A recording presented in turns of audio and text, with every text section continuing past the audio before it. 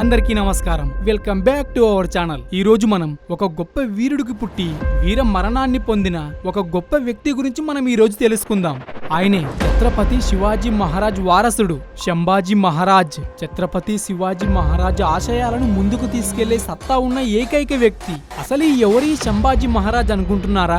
ఔరంగజేబును భయపెట్టిన రక్తం అది. ఇప్పటికీ మన సనాతన ధర్మం బ్రతుకుందంటే కారణం ఆ తండ్రి కొడుకులే.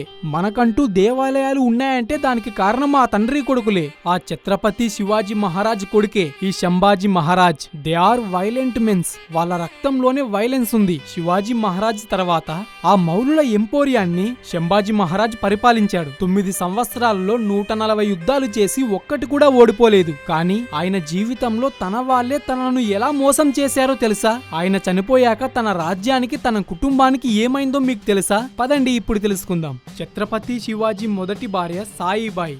ఆమెకు పుట్టిన కుమారుడే ఈ సంభాజీ మహారాజ్. మొదటి భార్య చనిపోవడంతో ఆయన రెండవ పెళ్లి చేసుకున్నారు. రెండవ భార్య పేరు సోయారాబాయి. ఆమెకు పుట్టిన కొడుకు రాజ్ రామ్ మహారాజ్. అయితే సయారాబాయికి తన కొడుకు రాజ్ మహారాజ్ ఆ రాజ్యానికి రాజవ్వాలని ఆశ. శివాజీ మహారాజు 1680వ సంవత్సరంలో ఆరోగ్యం బాగోలేక చనిపోయారు. ఆ తర్వాత సంభాజీ మహారాజ్ ఆ రాజ్యానికి రాజయ్యారు. శివాజీ మహారాజు చనిపోయాక ఔరంగజేబు సులభంగా మరాఠా సామ్రాజ్యాన్ని గెలుచుకోవచ్చనుకున్నాడు. కానీ సంభాజీ మహారాజ్ తన సైన్యం చిన్నదైనా ఎన్నోసార్లు వాళ్లను తరిమి కొట్టాడు. దాంతో ఔరంగజేబుకు కోపం వచ్చి తనను ఎలా అయినా చంపాలి అని అనుకుంటాడు. సంభాజీ మహారాజ్ భార్య యేషూబాయి వాళ్ళ కొడుకుకు షాహు మహారాజ్. యేషూబాయి వాళ్ళ తమ్ముడు గనోజీ షీర్కే. ఇతను అడిగిన దానికి సంభాజీ మహారాజ్ ఒప్పుకోలేదు. అప్పుడు యేషూబాయి వాళ్ళ తమ్ముడు సంభాజీ మహారాజ్ వెళ్లే రహస్య దారి గురించి తనతో చేయి కలిపి ఔరంగజేబుకు తెలిపాడు. సంభాజీ మహారాజ్ ని ఎలా అయినా చంపాలి అని ఎప్పటి నుంచో ఎదురు చూస్తున్న ఔరంగజేబ్ సంభాజీ మహారాజ్ ని ఆ రహస్య దారిలో పట్టుకొని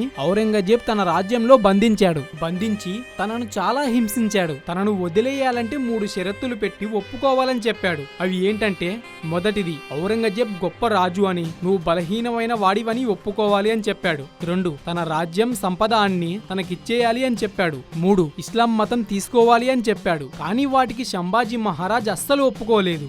ఎంతైనా ఛత్రపతి శివాజీ మహారాజ్ రక్తం, ఆ రక్తంలోనే ఒక పవర్ ఉంటుంది. చస్తే హిందువుగానే చేస్తాను, ఆ ఛత్రపతి శివాజీ మహారాజ్ వారసుడుగానే చేస్తాను అని చెప్పాడు. అప్పుడు ఔరంగజేబుకు కోపం వచ్చి సంభాజీ మహారాజ్ నాలుకను కత్తిరించాడు. సంభాజీ మహారాజును కట్టేసి వీధి వీధి తిప్పుతూ తన చర్మాన్ని ఒలుచుతూ ఆ గాయాలపై ఉప్పుని రుద్దారు. తర్వాత తన కళ్ళల్లోకి మండుతున్న ఇనుమును పెట్టారు. తనను నానా రకాలుగా హింసించినా కూడా సంభాజీ మహారాజ్ దేనికి ఒప్పుకోలేదు. కొంచెం కూడా భయపడలేదు. అలా ఒక్కొక్క రోజు ఒక్కొక్కలా హింసిస్తూ 40 రోజులు నరకం చూపించారు. కానీ సంభాజీ మహారాజ్ అప్పటికి కూడా వెన్నుతిరగలేదు. చివరికి అలా హింసిస్తూ సంభాజీ మహారాజును చంపేశారు. అలా ఒక వీరుడు మన కోసం, మన ధర్మం కోసం తన ప్రాణాన్ని కోల్పోయాడు. తర్వాత తన భార్య యేసూబాయి మరియు తన కుమారుడు షాహా మహారాజ్ మొఘలుల చేరువలోకి వెళ్లారు. ఔరంగజేబ్ మరాఠా వారసత్వాన్ని పూర్తిగా నాశనం చేసేందుకు యేసూబాయిని మరియు చిన్న వయసులోనే ఉన్న షాహు మహారాజును కూడా బంధించారు.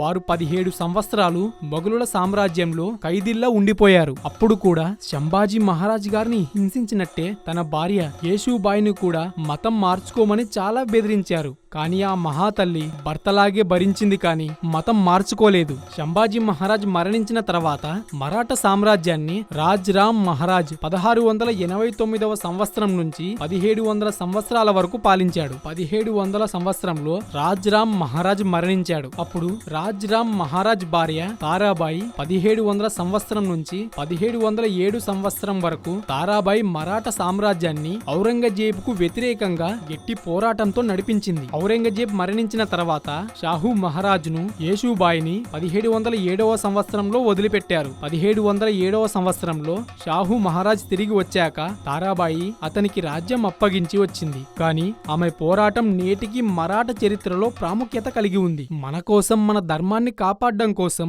వాళ్ళు అన్ని కష్టాలు భరించి మన కోసం వీరమరణం పొందారు. వాళ్ళని మనం ఎప్పటికీ మర్చిపోకూడదు.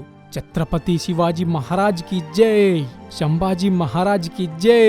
ఇదే ఫ్రెండ్స్ ఈ రోజుకి వీడియో. ఈ ఇన్ఫర్మేషన్ మీకు నచ్చితే ఈ వీడియోని లైక్ చేయండి, షేర్ చేయండి, అలాగే మన ఛానల్ని సబ్స్క్రైబ్ చేసుకోండి. ఇందులో ఏవైనా తప్పులు చెప్పింటే నన్ను క్షమించండి.